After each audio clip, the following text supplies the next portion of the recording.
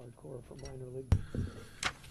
Morning, everyone. Welcome to our August 7th, 2019 Board of County Commissioners meeting for Deschutes County. I'll call the meeting to order and ask you if you'll all join us in the Pledge of Allegiance.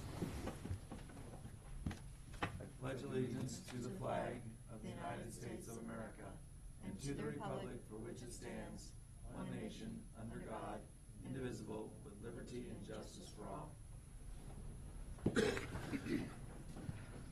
Thank you all for coming today, and those of you that might be watching online, welcome. We're excited to be here after a very successful Deschutes County Fair last week. We heard that we had increased numbers at the fair, and all of us were very active and attended a lot of things. It's a great experience, great weather, no smoke. Have we heard the final numbers yet? Or are we? Not yet. Okay. We have increases on every day till Sunday, but we don't know on Sunday yet, so that was good. Any comments on the fair, commissioners? I love the Buckaroo breakfast, and it was fabulous. That was really fun. Our employee breakfast, thank you to all the employees that came out for that. And yes, we will have better biscuits next year because I'm going to be making my whipping cream biscuits for that. So we're going to have lots of them. And we're going to have lots of butter with them. There you go. So anyway, there will lead the volunteer biscuit brigade. Oh, and I also want to say, though, today is Purple Heart Day. So Deschutes County has 13,000 veterans, and I want to recognize that and recognize them today in their day. Right. So thank you. So with success at the fair means people kind of in gridlock getting to the parking lot and even worse leaving, which we all know about. But other than that, getting on the site and the people that were there, I just saw families and kids and citizens of all ages just having a great time. So very successful event, the concert, the rodeos, everything. Yeah.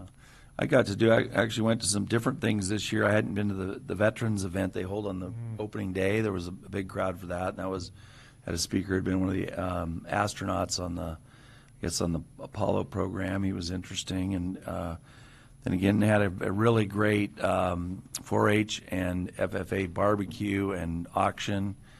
And I found myself being a buyer of one item, which I've just given. Bacon. You bought bacon.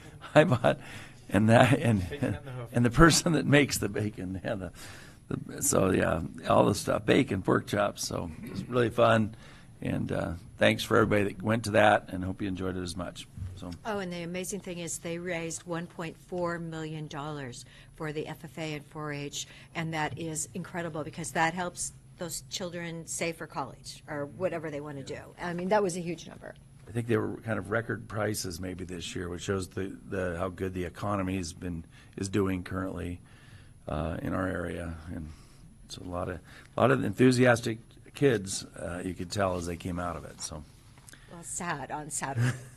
They're sad as well. They're enthusiastic with their price and. Okay. Any citizen input at this point on anything that's not on the agenda? There is. Fill out a blue form up there. I don't see any, so we'll move on to our consent agenda. Have a lot of items on it. Commissioner Adair had asked to pull item number 2. Is there anything any questions you had? I'd like to pull 1 and 3 just for some quick notes. So we'll have that. Move those to the action agenda 1, 2, and 3, I guess, to have some questions on those, and then seek a motion approving the rest of the consent agenda. So, one more item real quick. Oh, yeah. June 24th minutes. I was just powering through all the minutes and hadn't seen edits in a while, and the last bullet point on June 24th. So it talks about ham radio field day in Paulina. It was at Prairie Campground at Newberry, so just a simple fix. And then also Upper Deschutes River Communities, UDRC, and not Watershed Council. So those are just proposed edits, real simple. So with those amendments, with that, I'll move approval of the consent agenda. I'll second it. And any further comments? Commissioner DeBone? Yes. Commissioner Dare? Yes. And chair votes yes. So then we'll move to our action item. We've got a number of matters here. What's that? Yes, 1, 3. Yeah, 1, 2, and 3. So I'm putting those now. So the first item on the action agenda will be item number 1 from the consent agenda. This was a consideration of board signature document number 2019-237, amendment to Deschutes County 911 operating agreement. Sarah, do you want to come up and join us? And I don't know if, I was looking at this last night, it didn't look like we had a copy that noted the amendments. I kind of remembered, doing from memory, I can go over those. Did you have some specific comments or? Just kind of notes, put it in perspective. So the liaison is mentioned, and we had confirmed that I am the liaison. It has been in the document previously. We just never went through that process. You know, I mean, last year it was mentioned that I was the liaison, and we've done it since, but previously we hadn't. Also, the chair, changes for the chairperson. It's kind of a choice of the commissioners to either do it or delegate it, so that was one of the thoughts. And then I was just acknowledging that, yeah, this is triggering the process of routing the signatures to all the other agencies. So when you look at the signature pages, it just goes and goes and goes. So it's quite a process we're triggering here today. But yeah, any other changes you want to discuss? So this was a user agreement change that we made with the recommendations and involvement of the user board after some of the things we've been through the last couple of years. Another thing we put in was language with regard to having our legal department look over policy changes in section 911, I guess, or section 5 under the 911 director, that there's some more legal review at the time of substantive policy changes, so that we make sure we have that double check on directors make a decision, but if there's legal consequences, we're having it looked at by our legal counsel. So, other comments you want to make, Sarah? Or? I think we're good. I mean, we put in everything that everybody discussed, and now we're just respectfully requesting that. And has everybody signed except for us at this point? Nope, we're still. So we're the first. It's a process. Okay, yeah. so later this summer, we get all this will take the signers of all the different agencies, fire and There's like 15 police, of them, et cetera, Yes. and cities and everything to sign off on this. So that's the process. Okay, good. Yeah, it's nothing controversial. With that, I'll move board signature of document number 2019-237, amendment to the Deschutes County 911 operating agreement. I'll second it. Okay, further discussion? Commissioner DeBonne? Yes. Commissioner Dare? Yes. Chair votes yes. Okay, thank you. Sarah? That was easy. The second item we've moved to the action agenda is a consideration of board signature, document 2018-461, Mark Williams, MD Services Agreement.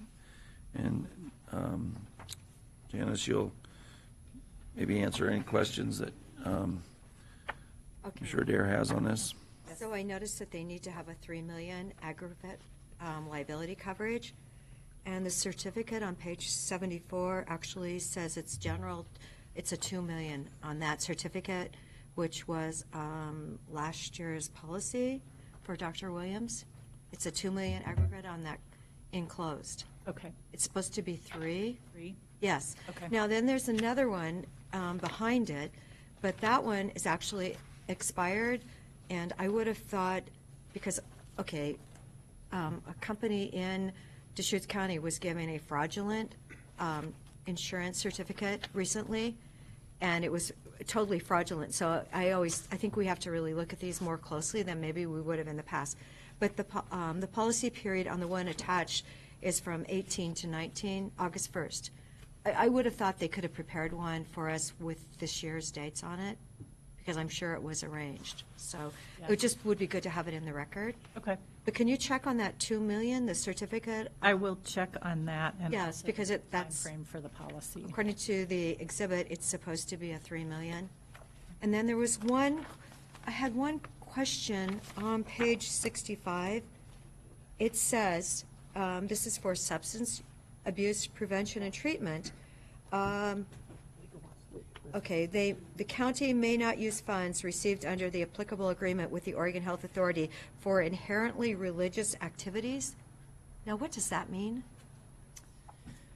Well, it's a really broad statement, and it probably means things like when we're working in a public facility, we shouldn't be talking explicitly or providing services under the guise of any particular religious practice. So I think it's pretty standard caution to public service entities that we need to stay out of that water when we're working with clients. So that would be that the funding couldn't go to like Shepherd's House because they are a religious,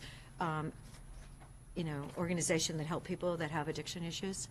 You mean Oregon Health Authority service element dollars? Right. Particularly, I don't know. I don't know if they fund nonprofits that have a religious affiliation. Often the funds are going to community mental health programs. But as you know, Lutheran Community Services Right. is a community mental health provider in Crook County. So I think I think there's some latitude there. But Okay. they would be more expert on that than I am. All right, well, if you could just check on that one, because it isn't the right, Yes, ma'am. it's off $1 million. I will. Okay, thank you. Further questions or thoughts? Well, I move that we put board signature on document number 2019-461. It's for Mark Williams, MD, Services Agreement. Great, I'll second it. Okay. Commissioner Adair? Yes, Commissioner DeBonne? Yes. And the chair votes yes. and I do want to thank him for his service. Thank you. Yeah. For acknowledging and Thank checking you. into those Yeah. items.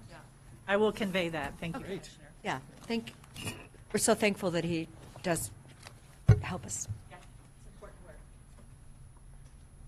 So item number 3 that's been moved to the action items agenda is board signature of document number 2019-603, an agreement with Oregon Department of Transportation for maintenance of traffic signals on county roads.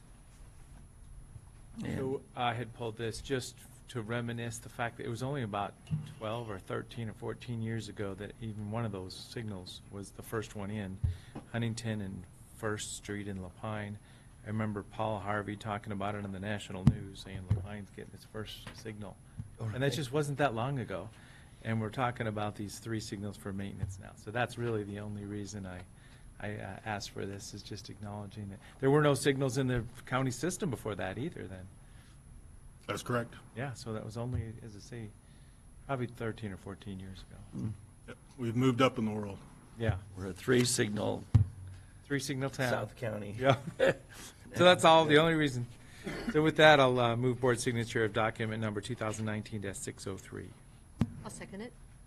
Did you have any discussion, Cody, or any? I didn't. I can certainly answer any other questions if there were any, but I didn't Pretty have any straightforward, questions. Okay, good. Let's see. So, any further discussion? Okay. Yes, Yes. Commissioner Dare? Yes. And chair votes yes. thank you. Thank you. Let's see. Okay. So that moves us on to the original items on the action action agenda. So the first will be a public hearing on the change, board consideration of order number 2019-030, surrendering jurisdiction of Old Main Court to City of Lapine. So you're sitting Right. just right where you need to be. So Yep, go ahead. Here. For the record, Cody Smith, Road Department. So Old Main Court is located in the city limits of Lapine. It is about a 120-foot long section of county road. For all intents and purposes, it's unimproved county road. Old Main Court is kind of the last remnant of Main Street in Lapine. Much of Main Street in Lapine was vacated back in the 70s, and that the pieces that weren't vacated, other than this section, were converted into Huntington Road. The City of Lapine has made a request to the county to transfer jurisdiction of Old Main Court to the city. Our understanding is that the City of Lapine has a private developer who is the one and only adjacent property owner on Old Main Court, who wishes to have that right-of-way vacated for development of their property. So today we're holding a public hearing for interested parties to offer testimony regarding the jurisdictional transfer to the City of Lapine. So after closing the hearing, I'd ask the board to take action on an order of jurisdictional transfer. So do I have to do something formal to open the hearing, or? Declare the hearings open and call for any testimony. Okay, I'll declare that the hearing on this matter, board consideration of order number 2019-030, is now open. Is there anyone that would like to testify on this? And I'll just offer, road department didn't receive any written comments during the advertisement period for this hearing. Okay. Well, seeing no one coming up to testify, I guess I'll close the hearing, and then we can go to a vote on the order, or is it an order number? Yeah. Okay. Mr. Chair, a couple thoughts. and Yeah. comments. What's the status of Second Street going from Huntington to Morrison? Second Street is still currently a county road. Second Street's not part of this transfer. Second Street will continue to be a county road for the time being. Very good. It's a dirt, more like a dirt section between those two roads, not used as a primary thoroughfare. But That's correct, yeah. It is dedicated as a road still. That's correct. And then just for knowledge and opinion, I was involved with the Park and Recreation District many years ago. Also a BLM transfer of these public lands, which was under the library, under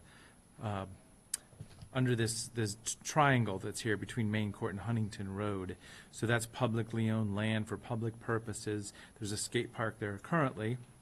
As I say, this is more of a message for the city council and the folks in town there. The private development is wonderful, but also the fact that, if there's a transfer going on, I would propose that possible downtown parking area, if there was a future home for that skate park, would be an opportunity on that triangle in support of the private development and other activities around there. So just, as I say, laying it out there verbally for people to hear. Okay, do you want us to, road department to somehow convey that to the city? Oh, if possible, yeah. So So in advocating general, for- I'm sorry, go ahead. advocating for public use. As I said, there's a skate park on that triangle, not that it should leave, but if it ever leaves, I would advocate for that being a public parking area. You could put half a dozen cars in that little triangle there possibly, and that would be a great complement, because that other parcel that's going to be developed is kind of like an L shape, and it's going to be a little bit small, so they're going to have parking needs there. And then I don't know if there's any transitioning, they're being proposed by the city, because they'll have the jurisdiction on this, to vacate that, and give it to that property owner or not. I don't know what the next steps are. I'm just extrapolating what I see here. Right, and we don't know the full nature of the development and what's proposed here. I guess ultimately, road department's position is if the city of Lapine is asking us to transfer jurisdiction of a right-of-way in their city, we would love to oblige them. The actual vacation process, if the city did move forward with that, would be up to them and the statutes that they're obligated to in regards to that. My understanding would be that if they were to vacate that right-of-way, as that right-of-way all falls within one plat, essentially, that the property line effectively would go down the middle unless some other arrangements are made amongst the property owners there. So yeah, I guess conveying a message of what I've said, but also I'm available to discuss if somebody wants to. But I'm in the same spot you are. If they want it, they can have it. Commissioner Dare, any comments, thoughts? No, I'm just glad to see that Lapine is progressing. And, when you visit Lapine, it's changed tremendously the last few years, so very positive. Okay, seek a motion, support of passage of this. I move we, for its signature, the passage of approval of order number 2019-030, surrendering jurisdiction of the Old Main Court to the City of Lapine, Oregon. I'll second it. Any further comments? Commissioner Dare? Yes. Commissioner DeBonne? Yes. The chair votes yes. all right, Thank you. thank you. Yep. Thank you, Cody. Next item on our action agenda is consideration of chair signature document number 2019-621, the notice of intent to award contract on the HVAC system for the Courtney building. This is something we've had a number of briefings on, the problems at Courtney with regard to the carbon monoxide gas, the needs to fix the system and change it.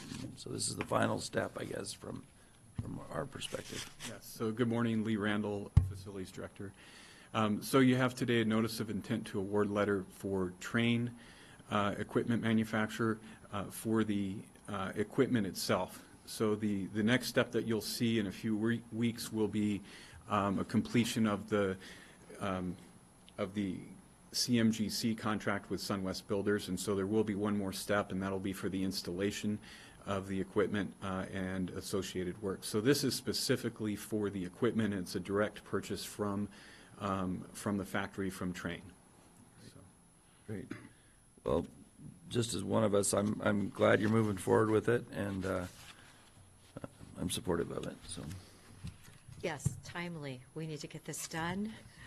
Before And what, winter. half the system will be in October, I think you said? That is our target date, Right. is sometime in October to have half of the system operable, and we'll work as hard as we can to get to that. I think Janice's office will be fixed by then, or?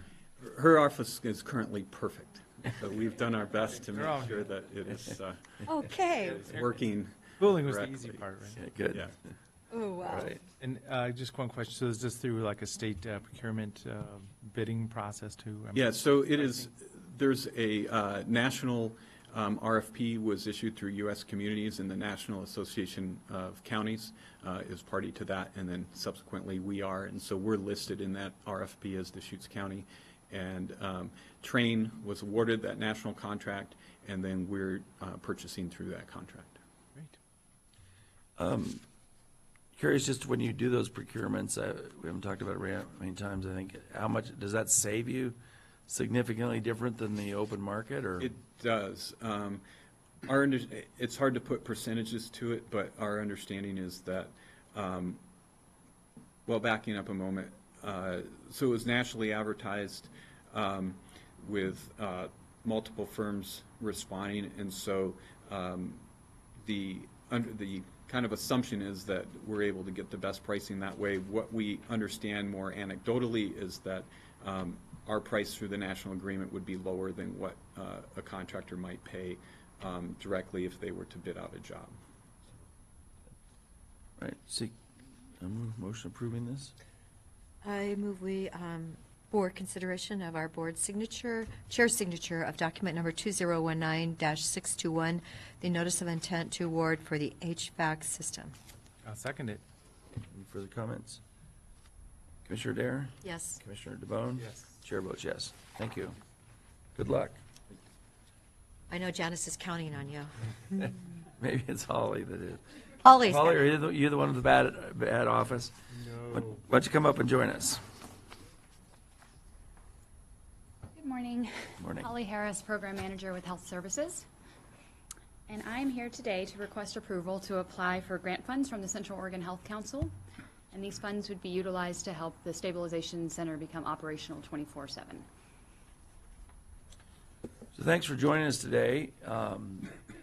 Just want to highlight the fact that apparently Commissioner Dare became available, or aware of these funds possibly being available, and communicated that to you, which is great. It's interesting, as we were trying to look for other funds that no one voluntarily had mentioned that, so that's a nice thing. And we met with the hospital, and we talking to our CCO, which other entities do, so that I think we've all been briefed then by Holly about kind of how this would work, and this is something that would expand the use, the staffing really, for all day. People would still be there for only 23-hour maximum amounts of time in the crisis center, but they could come in the middle of the night or whenever, as opposed to just daylight hours. And so I know that was something the hospital talked to us about.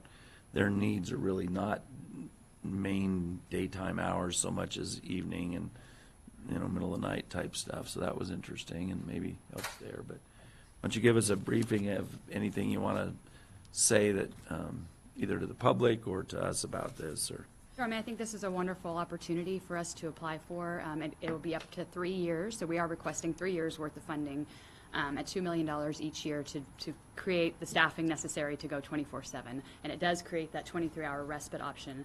Without being 24/7, we really can't do that piece of it the way we intend to do it. So I think this is an opportunity for us to gather a significant amount of data to show our community partners the benefit the Stabilization Center will have for them. And we will be looking for a sustainability plan throughout that 3 years for how we will continue the operations. And we'll also be looking to see whether that level of operations is necessary too, just to, so this is an opportunity for us to really determine what our needs are as a community. And by the end of the 3 years, we should have a pretty good and solid idea of that. And the interesting fact that I just heard, most recently, all the hospitals in, even Boise's, the hospital here, have all been totally full. And there was only one hospital in Portland that had beds. So, and this isn't even flu season. Right. So, having this 23 hours a day could be very, very helpful for the situation. I agree. I couldn't agree. And I really do want to thank you personally for bringing this opportunity to me, and so that I knew to apply for it. So your support has been greatly appreciated. Well, I'm just hoping that they can be a partner and, to bring in the other two counties, because it's a very specially need for our community. And we're not that far from like Madras or Prineville, really, for this kind of care with the team that we have. Our team is so recognized, across the state, what we do here. I think it's very important. I mean, even the Malheur County was talking to me about what we have in Deschutes. Oh, nice. No, I know. So it's great. We're so lucky. Thank you for saying that. This is a good opportunity for the Central Oregon Health Council to figure out if this is the right investment to make, Tri-County area, because it'll be a big commitment by them also. But we're already moving forward, working on the facility. We have the staff and crisis team available, so this really could expand those operations. And it'll be good to kind of scrutinize if this is the right investment for those Tri-County dollars. Exactly. Holly kind of gave me the update on, or the timeline. She said there's 2 committees she goes in front of. She applies on the 14th, and you go in front of one committee for Central Oregon Health Council on the 21st, and then another committee on the 26th. Then you submit to the entire board on October 10th. Is that right? That's correct. And apparently they have discretion whether they would give all or part or whatever, so we won't really know till then. But we weren't going to alter the building structure really any. Although if we got it, it might be something we'd talk about, because maybe there'd be some other option. But anyway, good. Well, that's good. I think it's very encouraging that they're interested and can help with this. So, thanks. Well, I'll move approval to apply for the Central Oregon Health Council Regional Health Improvement Funding for Deschutes County Stabilization Center. I'll second it. Okay. Any further comments? Okay. Commissioner DeBonne? Yes. Commissioner Dare? Yes. And Chair votes yes. Thank you very much. Thank you, Holly. Okay. Good. Our next item, we're 30 minutes early. Hard to believe. It's not. Don't jinx it. We could be here for the rest of the day. So the next item is the reconsideration, or let's see how I want to word this. Reopen the deliberations and consideration of documents 2019-605, denial of marijuana production proposal at 24540 Walker Road. So, yeah, good. Jacob's going to join us and kind of go over it. Now, we've got a couple drafts here, Jacob. And then we had certain areas we're going to reconsider first, right? And then we were going to look at then we would, close the reconsideration and then move on to deliberations, or? Correct. Okay, so there'll be a 2-step process today. So we'll let you direct us to the reconsideration items, and you can kind of talk about those. Okay. Yeah, as you mentioned, there's 2 drafts before you. There's the red line version incorporates the more relatively minor edits that were discussed on Monday, and those have been updated into the clean version of the draft. And then there's a matrix with some of with 4 of the discussion topics we were going to address today in the reopened deliberations. So we can dive right into that if the board is ready.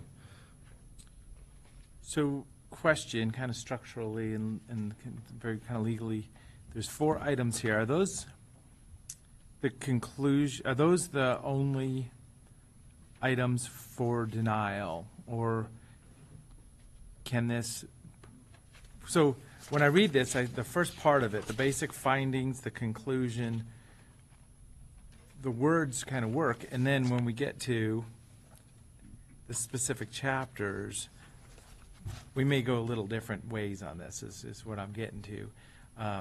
But are these the 4 content items for denial only, or are there more? I believe Another the way? matrix reflects the areas where we thought there was some ambiguity on whether the board had reached those issues. And so to clarify that for the record is the purpose of reopening deliberations on those points. And it could be you're going to simply say, no, we did discuss it and we're comfortable the record's adequate and move on, or maybe we were a little skinny on what we touched on, so let's maybe add a little meat to it and see where we can go there. If all 4 of these, and I'm not saying this is going to happen, but if all 4 of these were not supported as reasons for denial, is there still denial content in the Word document? That's my question. Yeah. Defer to Jacob, but I believe so, yeah. There's other reasons for denial besides these 4. Right. Is my, That's right? what I'm getting at. Exactly. So the findings and conclusion starts with the purpose statement of Title 18 that talks about public health, safety, and general welfare. And then it lays out 7 reasons there that kind of tells the story of how the record evolved. And to say that reads pretty well. So I was Right. just kind of wondering if, are these the 4 legal content items, or is there something else? It sounds like there is. So, yeah, in response, I'd say that was the main reason for denial. And then the following 4 sections ties it to specific approval criteria and ties it back to applicant credibility of testimony and evidence in the record. Thank you for the discussion. So that was giving me my follow-up question. So you're saying that when we start on item number 1 of the matrix, that's on page 6. It's number 1 on Yeah, exclusive it's farm use. Page 6, right under chapter 18.16, exclusive farm use zones. Yeah. So that discussion embodies where we were as of Monday, but we're going to talk about it specifically based on the matrix. Okay. So Exactly. does that Yes. answer your question? Do you have any initial questions, Commissioner Dare? Or No, I have should we my start? original documentation from our Yeah. original discussions. So Okay. I went back and looked at those. Okay, so let's go ahead and talk through this. The first one? Sure. Yeah, so number 1 on page 6, as was mentioned, I really summarized these comments since we have discussed them already. It's just in light of the developments in the application. So summary of the comments in opposition, essentially that there wasn't enough evidence in the record to demonstrate compliance with this criterion, and that assurance by the applicant that the standard would be met either through their assurance or through a condition of approval is inadequate, and that's tying back to the applicant credibility argument as well. The comments in support from the applicant were that their anticipated quantities of crops produced and processed were put in the record, and that most, if not all, processed crops would be grown on site. And so what staff is requesting for the board to determine is if the draft findings for that section accurately reflect the board's decision and intention. If we need to make some edits, I'm happy to do that now. And, I just mentioned that these are the 4 topics that were marked for redeliberation. If there's anything else the board wants to discuss, we can do that too, or any other edits that we need to make to the decision. So I read this as, if you take all the production on the site, you can only bring in 3 times more than that to produce for other people.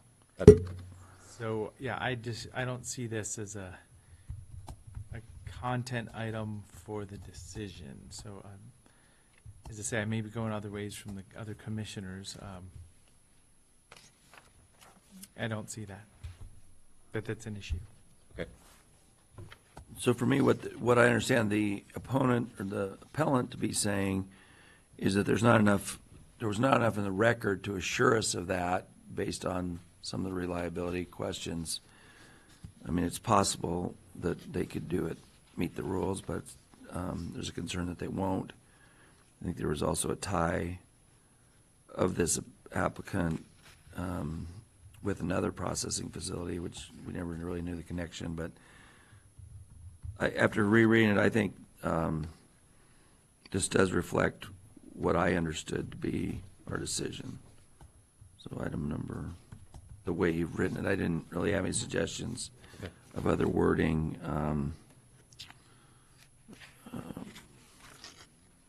I don't know how else we would say it. I guess what is really missing was a plan related to something else, or it just was a, so, do you have any questions or thoughts, Commissioner Dare, on this? No, I actually don't. Are you good with the wording then? Good. As a finding? Now, are you saying, do we need to talk about it more than that to have completed a reconsideration? I don't know that there's any volume test. I mean, I think as long as you've addressed it, I believe we have substantial evidence in the deliberation record now that it's at least an issue that's been discussed, the board's aware of, and given some direction on, and hopefully the written findings are consistent with that. Just a point of procedure here, acknowledging, so this is deliberations, basically, by clarifying our document. I don't know if you said those words, or I'm just acknowledging. Yeah, that's what I said, we're going to do 2 steps. The first is Yep. we're reopening deliberations, so that's, and then we'll work on the wording if we want to change it, but, yeah, So just acknowledging yeah, that. so, I was focused on the document maybe when you yeah, were saying. no, I said that, yeah.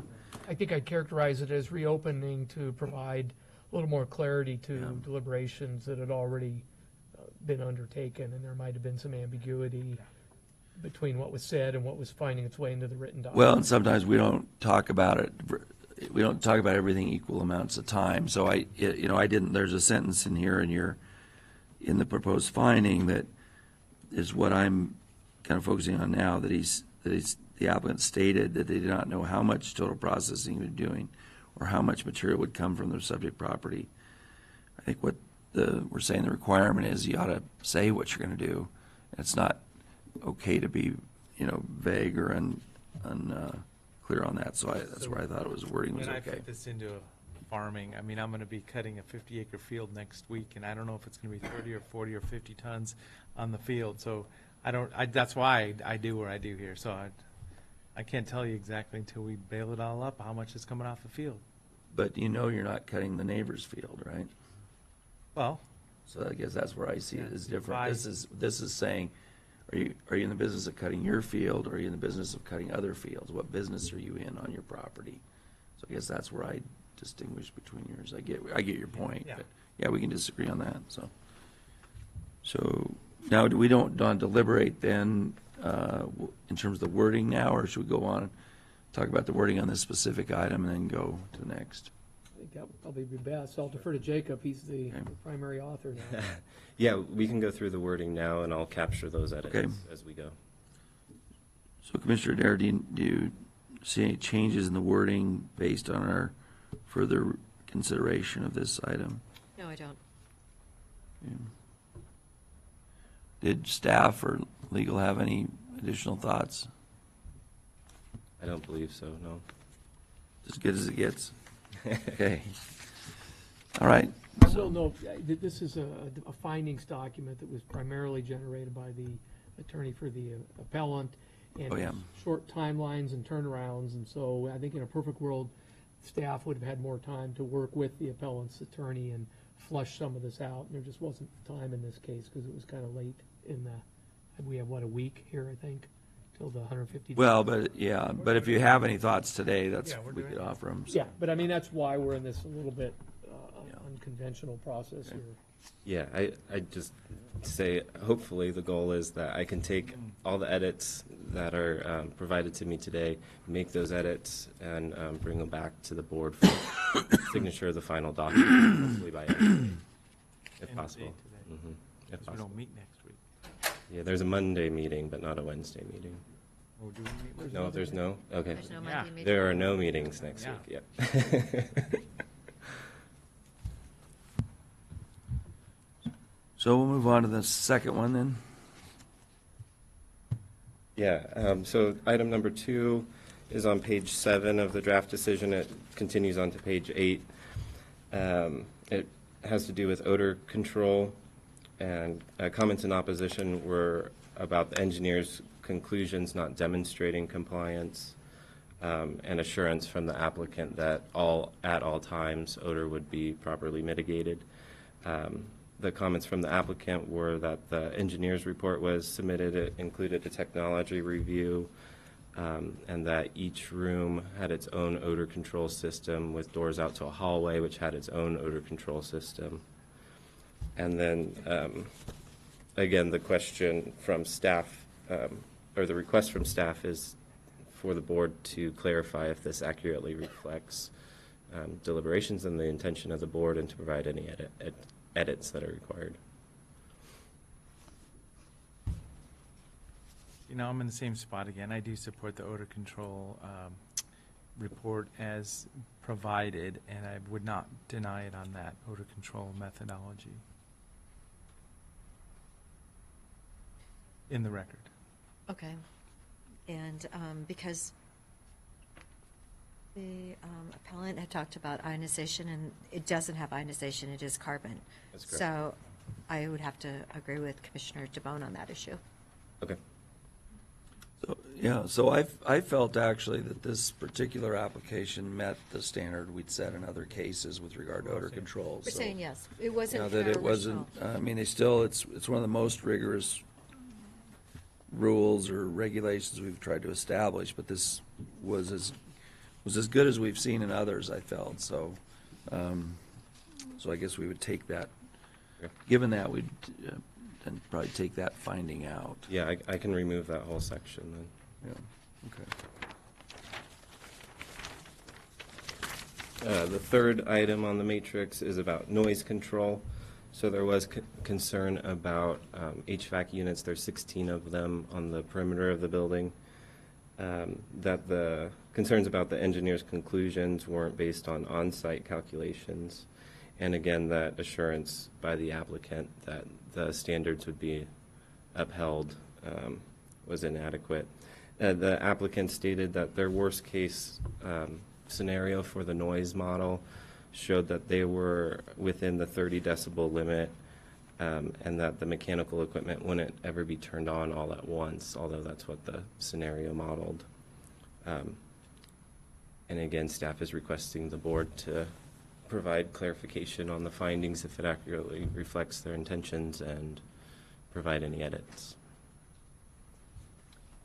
Their report did say, and when we originally were referring back to our initial analysis, that it was going to be 27.3. So what you're saying is it's at the 30 decibel. So you would have to say that if they were actually running all 16 machines, they're within our limit. So I can't have a problem with that. So on this one, I do have a problem with that. I didn't think that I think the closest boundary was only, what, 53 or 153 feet, which is about as long as if you opened that deal and you were from this wall to into the other room. And I just, with 16 running, I didn't think it was reasonable. I mean, I'm not convinced that their test was accurate or that it was done correctly. I mean, it was really kind of a virtual test or conceptual test. It didn't go onto the site. So I didn't think their test matched, would be one that we should rely on. So I was on the other side of this one. I thought we should. So I support the applicant's engineering demonstration of 27.3 decibels at the property line, knowing that if there's more mitigation, it can be done for sound. So, a barrier wall, other sound deadening configuration measurement can be done. So, yeah, I wouldn't deny it on this either. Interesting observation, though, where I live, it's usually pretty quiet. But I think it was yesterday morning, it sounded like the highway was right out my front door, and it was just the conditions of the atmosphere. I mean, it was just interesting. I was like, wow, is that loud today? So That's sound and how it propagates in different weather conditions and atmospheric conditions. Is it possible, though, for us to approve this with a condition that it does meet the less than? Well, and 30? that's the concept. It has to. It has I to. mean, the rules are, the Yes. calculations are, when implemented, it needs to be proven. That's exactly the conclusion I come to. Yes, it has to. So, Well, that's, and the old rule was that you had to design it to do it. It was that when it was there, it had to be done, it had to meet the test, so. right. It's a different test than the odor control was, where you had to spell out how you're gonna do it, but in terms of just reliance on it, we've looked at that in a couple of instances when there was a lot of equipment. So it's just, it sounds like we're 2-1 on that, So, so. but is there any way to protect the neighbors with the 30 decibel? I mean, do we have to put a conditional? Well, they just have to, if this was ever this has been rejected, but if this was appealed and they won the right to do their grow, they would have to meet that test, or they'd be subject to a code enforcement. Okay. So it's already built in. Okay, I just want Built to in. protect them because sound does travel. Oh, yeah. As I Uh, say, that was my it depends- observation at my house. I think it's yesterday morning. I was amazed how it just sounded different that one morning. I know. Yep. It's can be, anyway, My okay. thing is I just wanna that I don't- protect them. As I've said before, I don't like it where everything has to be based on a complaint-driven system when something doesn't look like it's gonna happen, so, okay. So, then the fourth item, So the fourth item is about site plan review approval criteria. In the opening statements for that chapter, it talks about providing a safe environment. And the appellant linked the concerns around hydrocarbon processing to that site plan review statement. And then also linking it back to the first section of this decision around health, safety, and general welfare, and how those two are tied together. From the applicant, they, in their application materials, they said all the site plan review standards were met or would be met, and that they had special equipment in the processing room to mitigate any fire risk in there. And then we have the draft findings on page 8. so my concern with this is that I remember originally they were promoting, they were gonna use in the processing, they were gonna use a water-based, what's it called, distillate or dissolving system, whatever. Then they came back and which, water-based would not be at risk to the fire or other things. Then they came back saying they were gonna use a different one, and then, so at the end, I wasn't really sure what they were gonna do, and I'm concerned that they're not really, again, going to the particular applicants here, that they're not really sure what their processing is or that it will be safe. We've had the explosions here with the butane processing in town, which have been just dangerous to people. I'm concerned with the fire risks here. So I don't know if it really says all that here, but I feel like that is, to me, a basis really for denial of this particular application, given the applicants. So. And I will concur, I'll agree with Commissioner Henderson on that.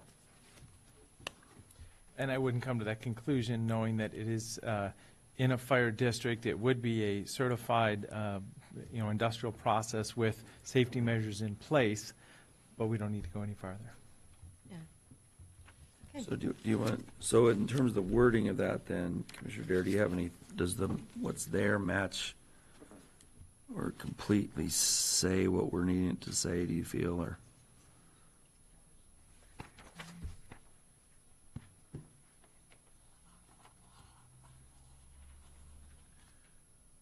One word I have is the next last sentence says questions whether, I would say I doubt whether the proposed Okay.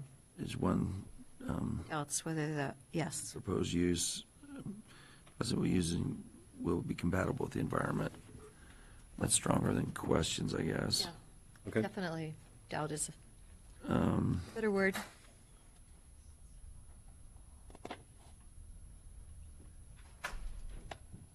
I guess that's far, That's okay. that's far enough, I guess. I guess the only thing, whether you need something in there about applying it to the credibility issue, is kind of changing testimony from water-based to Entane, which is supposed to be better, and then finding out that Entane's really no different, and it seems like kind of a sales job to me, or something. I don't know. There might be a sentence in there about lack of clarity or changing the. Or there's a lack of substantial evidence as to what they're really going to do, or something. I don't know. Okay, I'll take Some this. proposed wording on that. Okay. All right. Let's see then. We've got some changes. Possibly. What's our next step? Staff can bring this back to you before the end of the meeting. I've scribbled some changes. I saw Jacob did and Adam did, so I think between us, hopefully we captured them all and can bring back a That- red line reflecting that for the board to look at, and if you give us the okay, we'll make it a clean version and get it signed today. Okay. So that would work. Okay, Okay. Do you think it's doable? I'll do it. All right. What if we decide things quickly? We may have to adjourn and reconvene. So, Okay. okay. Thank you. Any further questions on that then? Do we need to do anything else procedurally? We'll bring it back. this Close our deliberations and I our. support a quorum of the board, and I don't know that we need to see 2-1 in anything. The decision will reflect that overall it was a 3-0 vote to Yep. deny the application. There is some clarifications on a few of those points, that it was 2-1. Yeah, either way. So keep the record clear on that. Okay, Okay. thank you. Thank you, Jacob. Thank you. Thank you. So that would close the deliberation, or the reconsideration deliberations of document number 2019-605. So that moves us on, I think, to our final item on the action agenda. So this will be deliberations, reconsideration of marijuana text amendments. Tanya, you'll lead that. We've got Nick is back up. So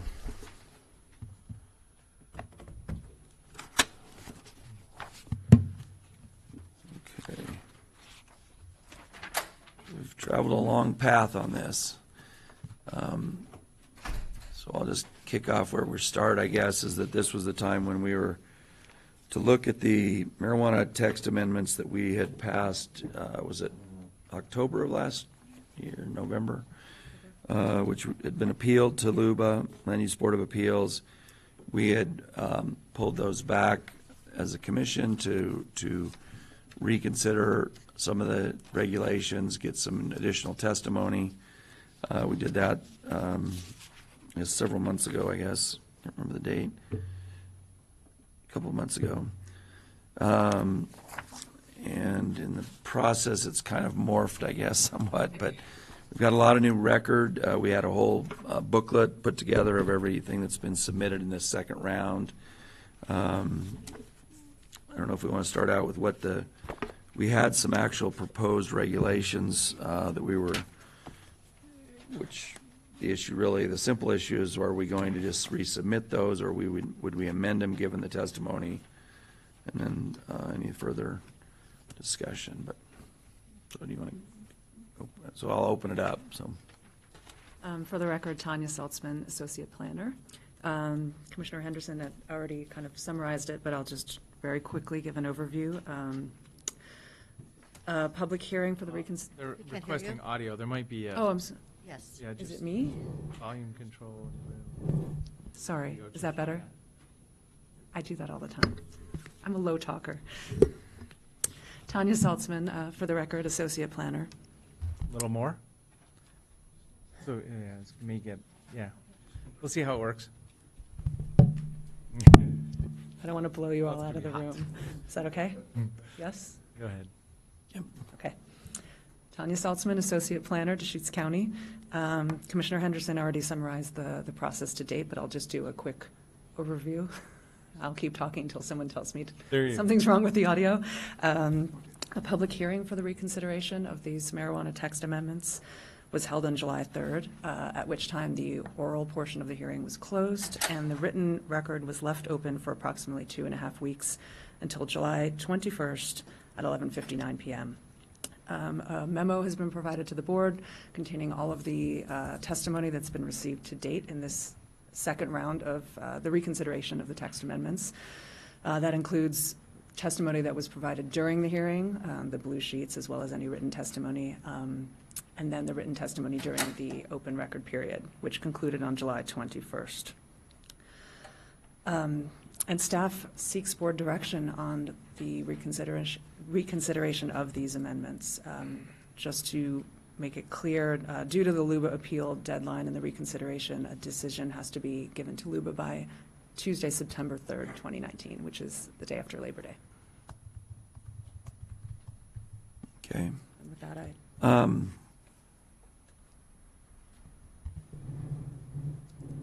So I guess so it's deliberations, so I guess we can kind of just talk amongst ourselves. I'll start out with a couple of thoughts. One is that, we recalled that the reason we did such extensive regulations was, one, that we had promised, I guess the original commissioners, yourself and Commissioner Boehne and Commissioner Unger had promised that they'd be relooked at after a period of time. I think it became clear to us as we interpreted certain provisions that there was ambiguity in some, there was things that didn't really match up well, or that we had trouble trying to articulate when we give signals to the staff.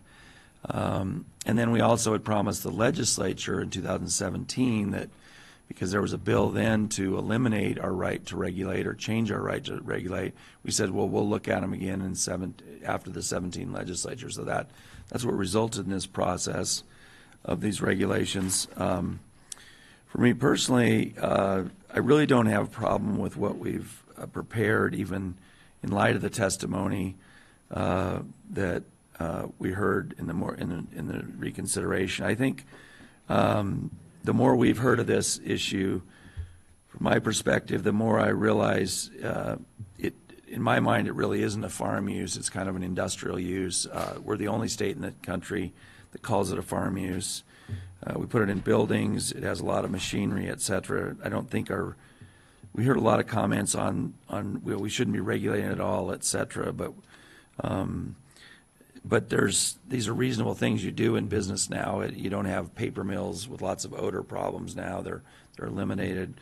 Refining plants have odor control mechanisms, sound, lighting at night, proximity and things were all reasonable. And the first go around to me, what we changed didn't make it that much more difficult to have a marijuana grow. And so I don't really buy off on the idea that it's unreasonable to regulate them, or the idea that we're regulating them unreasonably. And I think our job is not to just look out for a emerging industry, but also look out for the thousands and thousands of people that live throughout Deschutes County who've moved here for the reasons they moved here, invested their money in expecting farming to be the things we've always known to be farming, not this kind of a problem.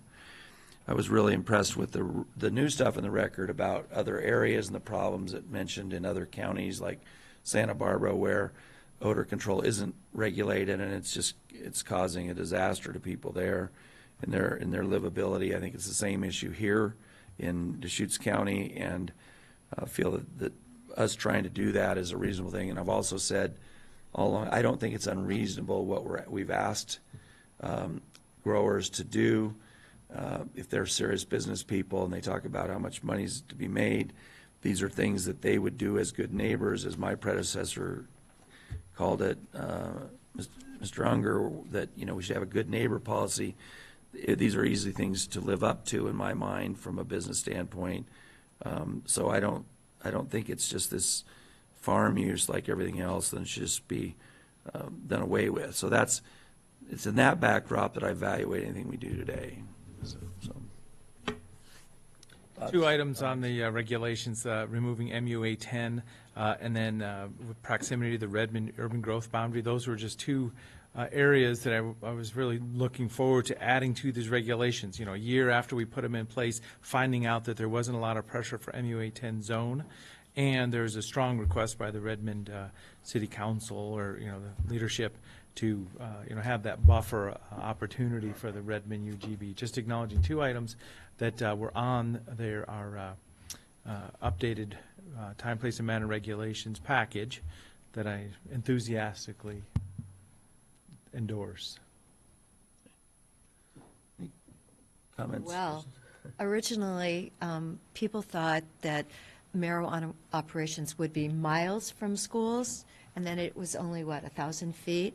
And so the amendments which were done last fall, I wasn't part of the team at that time, but I've been listening to our citizens that live here and what they've been dealing with, and it's been overwhelming. It has changed the dynamic communities such as Alfalfa and Tumalo, and it's changed them really for the detriment of a lot of citizens. And so I really respect citizens and, the impact, the fact that so many people cared enough to tell us what they were thinking and how their lives have changed. And then you hear from law enforcement, and our sheriff has repeatedly said this is not really a positive thing for Deschutes County. So it's very unfortunate to me that it wasn't handled industrial by our state legislature, and they made it a farm crop. It was, so I'm sitting here today, and I'm hoping that we do something more than just, with our amendments. Okay. So being deliberations, this is the moment we kind of discussing amongst ourselves. So we're deliberating that package of marijuana text amendments, but there may be an issue that steps in front of that. So I don't know if this is the time to talk about the opt-out that was in the paperwork many times here, and it's the big topic that was brought in at this time. Okay. Well, I think we can deliberate on anything on the that was part of the record, that was newer in the record or had been brought up during the record, which was, as you're probably going to say, was unique to the second round. The first round, that wasn't really a discussion point. We were really focusing on where the regulations working, where did we need to clarify things, simple things like, does the same access requirement apply to a less than 5,000 square feet as does more? Simple things like that or whatever. But yeah, you're free. We're just deliberating what to do. So. Well, yeah. So an opt-out precludes. We would have to figure out how we're going to move forward here, but an opt-out would preclude us maybe from even responding to these marijuana text amendments. So that I'm just trying to get clarity on what the two items could be here. The path for us right in front of us right now is an opt-out, with the authority of the commission is to put that in place, but if then it would run it to a vote of the citizens again at a future date. So that's been brought up, and from legal counsel, our understanding is that people have brought this up periodically ever since the county commissioners opted in 2016. Could you still opt out? If we did, what are the implications? And you've kind of explained that to us before. Why don't you explain it here on the record and where that takes us? Certainly. Well, I guess going back in time, the county actually did opt out once. In December of 2015, the county opted out of marijuana businesses in the unincorporated county. That was subsequently repealed, I believe, in March or April of 2016. And that was after a point in time when the legislature passed a specific bill in the short session in 2016 clarifying that the time, place, and manner would trump the right to farm and not the other way around. So there is precedent for opting out. The county has done it before and then chose to repeal that opt-out. So if you were to opt out now, first of all, you have to determine what categories you're opting out of. There's multiple marijuana business categories that you have the ability to opt out of. And again, keep in mind, opting out, anything you folks would do in the context of opt-out is just for the unincorporated county. It has no impact at all in the incorporated cities. They're free to do as they choose. So that's, but you would have to determine what categories you would be opting out of. Is it going to be just production? Is it going to be production and processing? Is it going to include retail and wholesale? Again, in the unincorporated county. Then the timing, if you opt out by a unanimous vote, it could be an emergency clause, which could allow it to be immediate upon signing the ordinance. If it's not unanimous, then it would require first and second reading, 13 days apart, and would then take effect 90 days after the second reading. So that's another piece there. With regard to any applications that are currently in the hopper, so to speak, here at the county, or any that would come in before the operative date of any opt-out, those would be processed through in due course by the county, and would be, if you were to opt out, would be obviously processed according to the original county marijuana regulations and not the amended ones from last fall. So that's sort of where you are. I don't know if I captured everything there. I certainly see Nick and Tanya and Adam and the whole team spent quite a bit of time on this over the last 3 or 4 years. So,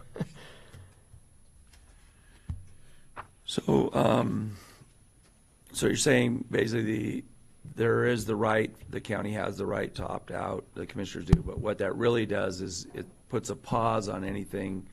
The real opt-out would be when the voters voted on it. If they voted to opt out consistent with the commissioners, then that would really end the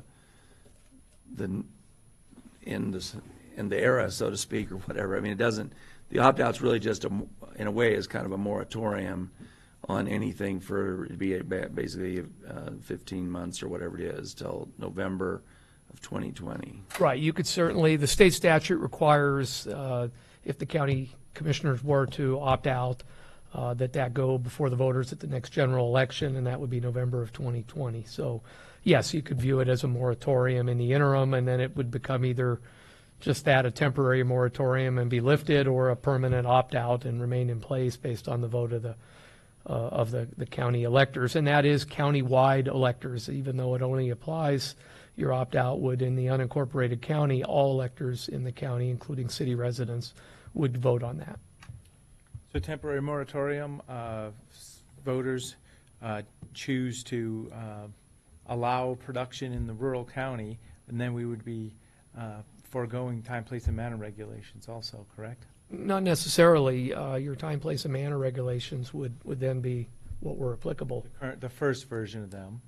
If you were to withdraw and not Yep. continue with the amended ones. Now, certainly there's nothing to preclude you in the interim from working on and ultimately adopting new regulations, or at least having them sort of on the shelf in the event that the opt-out was not sustained.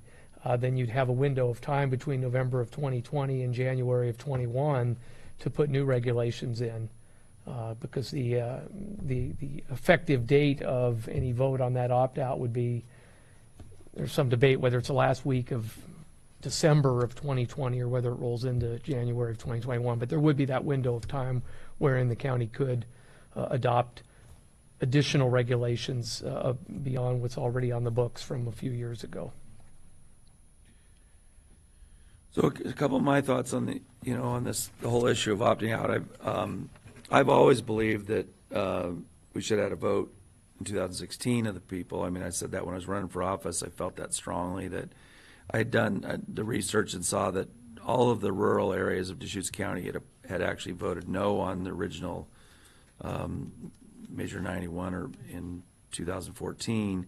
So I knew there was kind of predisposed to not really being that much in favor of marijuana, and then they were the ones most impacted by this action by the county. I'd always hoped, I guess, that if there was a decision to opt out, citizens themselves would file a petition. That's been brought up by other people as that's a better way to do it, but I am aware that citizens have spent a lot of money in their specific neighborhoods defending or appealing grows. I think two things that have struck me significantly as I've tried to interpret and implement the regulations over the last 3 years. One is that there's almost unanimous opposition by people surrounding potential grows in any of the appeals we've heard. Now there's a lot of applications that don't come before that, so I don't know if that means the neighbors there are happy with them or whatever, but with the ones that will come in front of us, it's almost unanimous. So it seems like approving these is really contrary to what at least the people who have been in front of us have wanted, have said. The other that I think has been my rising concern, and why I see this as a possibility to send this to the voters, is that we saw it as soon as this was decided on 2017, many of the people that had been on the committee were over in the legislature trying to undo our right to regulate it. And then now we have the Farm Bureau as an entity wanting to undo our ability to regulate it. And that can happen to us in the legislature without any say on our part. We had to watch as our Public Works Director was questioned at length by Portland area legislators about having our SDCs, which paid for the roads for these facilities, taken out. So that is motivating me to do something at a local level before the state legislator takes away our right to do anything. I guess that would be a reason I would see doing this. But do you have any thoughts or comments? Actually, I feel like we, by opting out, are following what the state legislature has done. As my senator, Senator Benz, said, he didn't vote for the bill because he said no one protects the cattle ranchers. But the marijuana operations were protected by them shutting it down because of the glut. So it's a perfect time to follow state legislature, and it goes back to the voters, and that's what I've always felt. This issue definitely needed to go back to the voters. I've been told so many times by citizens of Deschutes County, oh, I voted for it in 14, but this isn't really what I thought we were going to have. The state legislature didn't call it a crop until after that 14 vote. So we didn't really know what we were going to get. Therefore, it is a match with the state, and it does go back to our voters. It'll go back to all the voters. But clearly, it did not pass in rural Deschutes County, which has been the area of our county that has been impacted for the last couple years. So I feel like it's only fair. We have 19 approved operations. There's 30 that OLCC has not approved yet. So they will all be grandfathered in if they get through that system. So I just feel like, you know what, we're already producing enough, and I know legal counsel has said that they will fight so that we still get our marijuana funding, which helps support a couple sheriff's positions that we really need. So if we can fight to still get our marijuana tax money, because that shouldn't be taken away from us. It's, we don't know that yet, but I do believe it seems only logical and fair that we still would get the revenue in order to pay for the people that we need.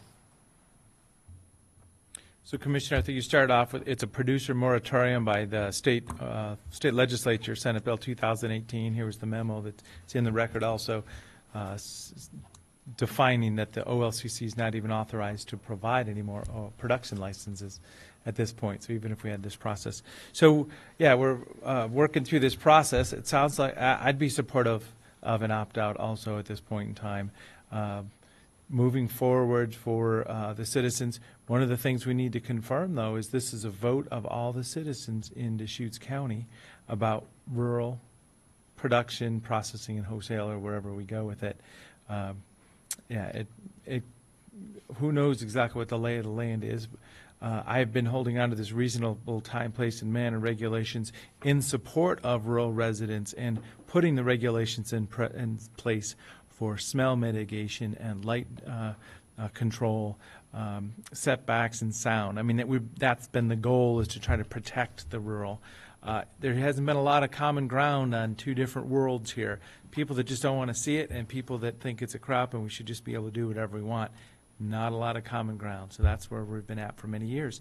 And it was like that. We had this room filled up, and we heard from both sides, and there was just no listening maybe to the other side by some folks, and it's just been like that. We haven't seen a lot of bridges being made over the years also. So this is an interesting point in time. We're deliberating text amendments, but opt-out has come up again, and it sounds like there may be support. Well, I was struck in the record that there was a letter from the board when you initially established all these to the legislature said the following: we considered and balanced extensive public comments, committee recommendations, and state law in formulating the final package of regulations. The adopted standards provide a carefully crafted compromise to support this emerging industry and protect rural quality of life through mitigating sight, sound, smell, water, waste, disposal, and more. The regulations were not appealed and not prohibit or effectively eliminate marijuana businesses or growth sites in the EFU multiple-use agriculture 10 zones. So this was signed by the 3 commissioners in 2016. And then you turn to the information from Oregon Farm Bureau this last legislature, where this is kind of talking points. One of their goals is to ensure that any time, place, and manners adopted by the counties are reasonable. But they say what's most concerning are the regulations enacted around how marijuana is allowed to be grown in the county, including onerous setbacks, odor mitigation plans, water quality plans, buffered instances, and other regulations we believe far exceed the scope of what the legislature intended when it authorized time, place, and manner regulations for marijuana. And then they argue that the original bill was a very limited carve out of Oregon's right to farm, and that we believe that it should not be more heavily regulated than other farm crops. Well, if that were the case, and this is where I find the real dilemma with the Farm Bureau, and why is that then you could have marijuana growing you could have it outside, you could have it right next to the property line, you don't have to have any motor controls, sound controls, light. So what the Farm Bureau is saying, and this committee that you're speaking for in 2016 had on it Farm Bureau members, the same Farm Bureau members that are now complaining, 3 years later saying we don't have a right to do any of that. And I guess that's my concern for the well-being of Deschutes County residents. And I don't know where it stops with regard to the growers, but it seems like they participated in it. And one of the things I've learned is maybe it was a mistake to rely on the legislature, because the legislature may change their minds, or on growers that have flipped completely to take an opposite position 3 years later, even though we've approved 49 grows. I don't know if everyone knows that in the county have been approved. So it's not been prohibited. It's just lots of complaints about it being too difficult. But I don't know. So I thought it was interesting that the record had this in it, or the statement from what it was there. So if we were to do this, again, it's only really a temporary opt-out until this is confirmed by the voters. Do the regulations that we just proposed die if we don't resubmit them, or are they on hold until the vote of the So it would be people? Excuse me, Adam Smith, Assistant Legal Counsel.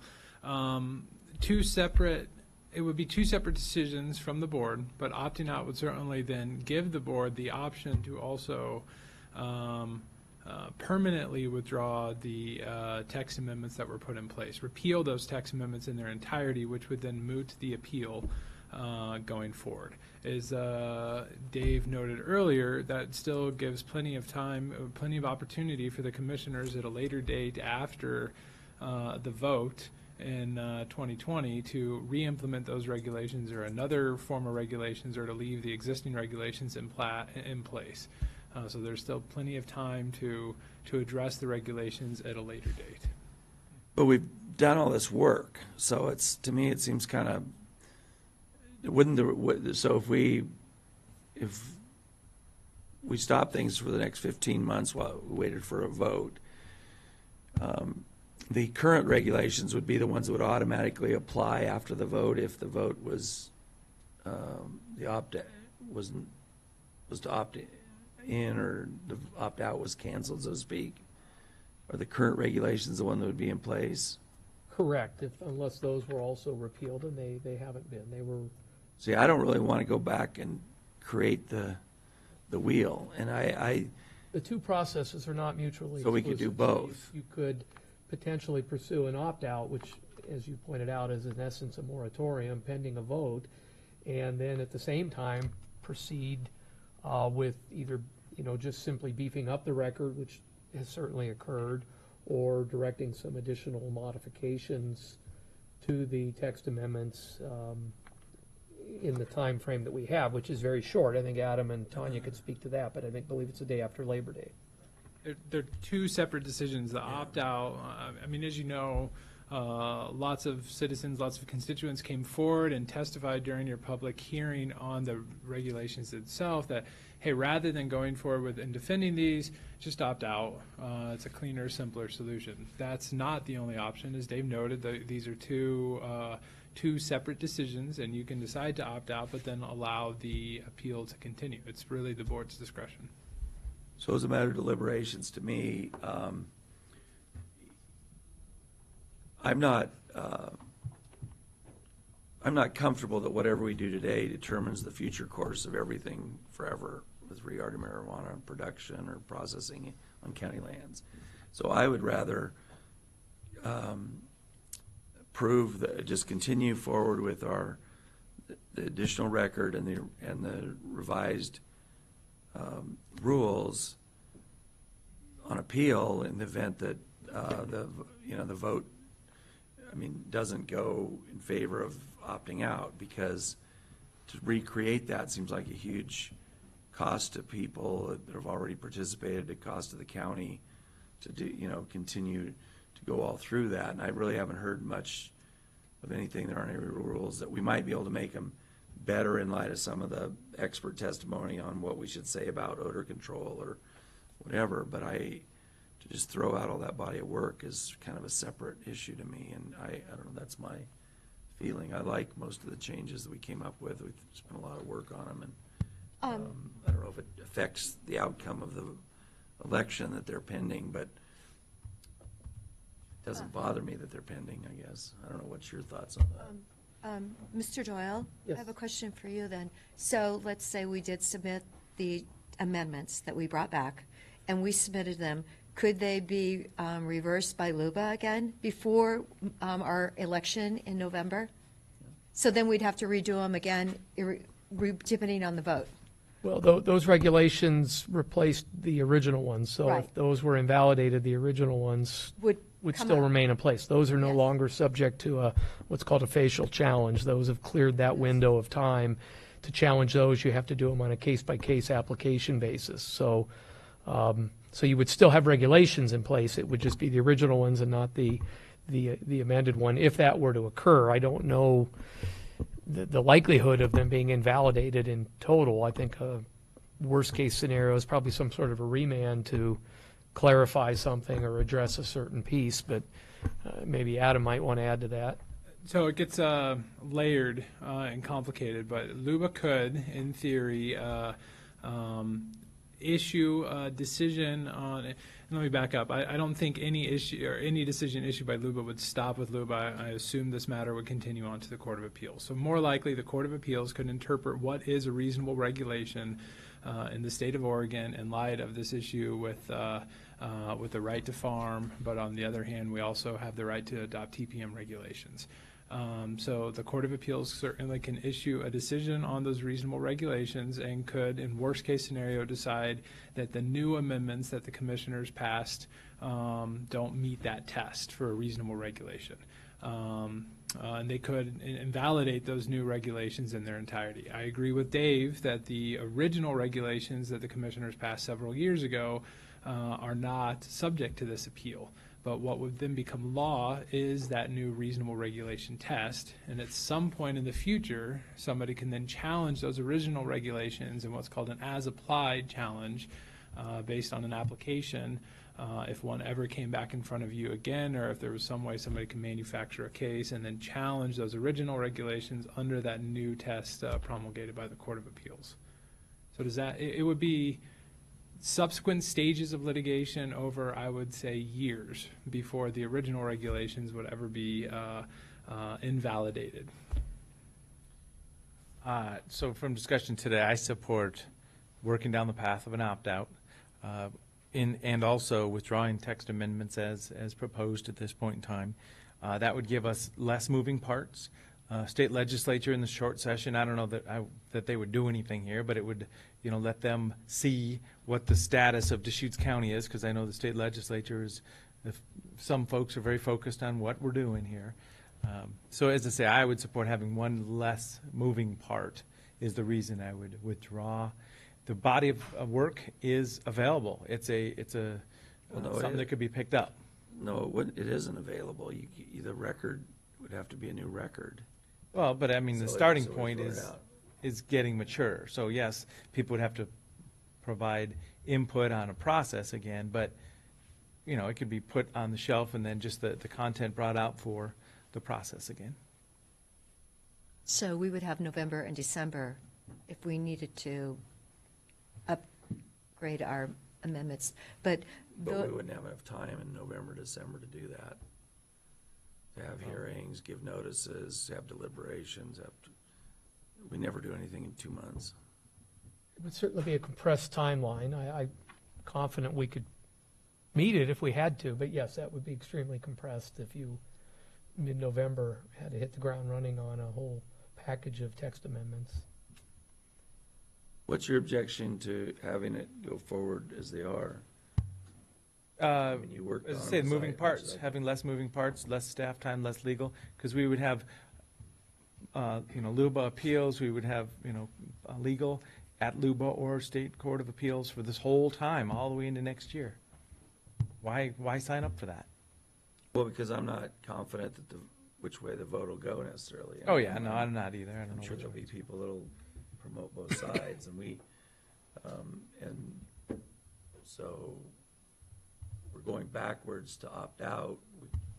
We're Well, quicker because to then- do the vote to begin with, because I think we're going forwards Just like- to opt out. Yeah, well, just like we have testimony from folks that are saying, just opt out, I want it to go away. Opt out means it's going to a vote, and it's going to be very engaging next year, right? This would be one less thing for a person to have to put in their brain when they say, well, what do you mean there's regulations appealed and there's an opt-out, and the opt-out didn't mean go away, it meant I have to vote on it, yes or no, so it's just one less moving part. That's exactly my conclusion. I think some of the changes in the text amendments were applicable to the situation. I thought your analysis last year, some of the things I wish they would have been more, but Well- resubmitting them, I don't have a problem with that, because it seems like this is a very controversial issue. We have lots of cases with LUBA, I This do is believe Deschutes that. County. Yeah, and I do believe that all the approvals were under the original regulations. There's been no approvals under the amended regs. There's one case One? still pending. Yes. that's on appeal, or we haven't heard yet, or we've heard. I think we're in the open record period. That was a denial, right? The application was denied. Oh, maybe it's the Sterling Drive. Is it Sterling's? I'm sorry, I've lost track of that particular case, but we could certainly check and find out. But it's not been appealed yet.